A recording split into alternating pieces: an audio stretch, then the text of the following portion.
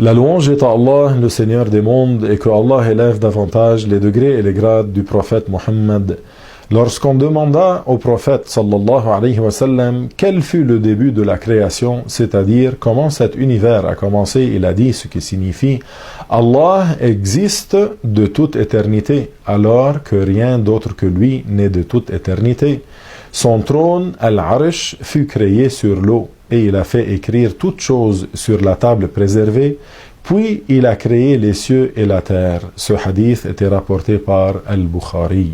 À la question qui lui a été posée, le messager sallallahu alayhi wa sallam a répondu qu'il n'y a pas de début à l'existence de Allah, c'est-à-dire que Allah est éternel, exempt de début, et rien n'est éternel sinon lui.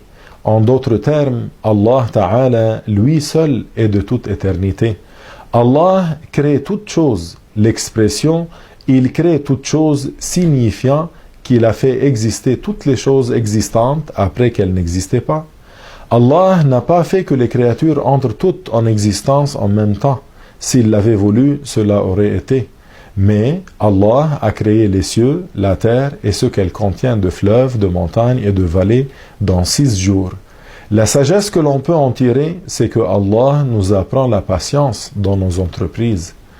La première des créatures fut l'eau. Le prophète a dit ce qui signifie, certes, Allah Ta'ala a créé toutes choses à partir de l'eau. Cela signifie qu'avant la création de la lumière, de l'obscurité, de la terre, des cieux, du trône et de la table préservée, Allah a créé avant toute autre chose l'eau. Il en a fait l'origine des autres créatures.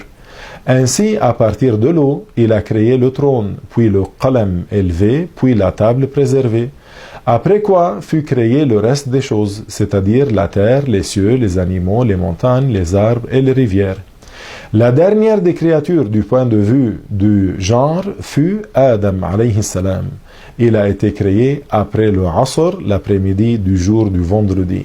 Suite à mes propos, je demande à Allah de nous accorder les bonnes intentions, la bonne compréhension. Walhamdulillahi Rabbil Alamin.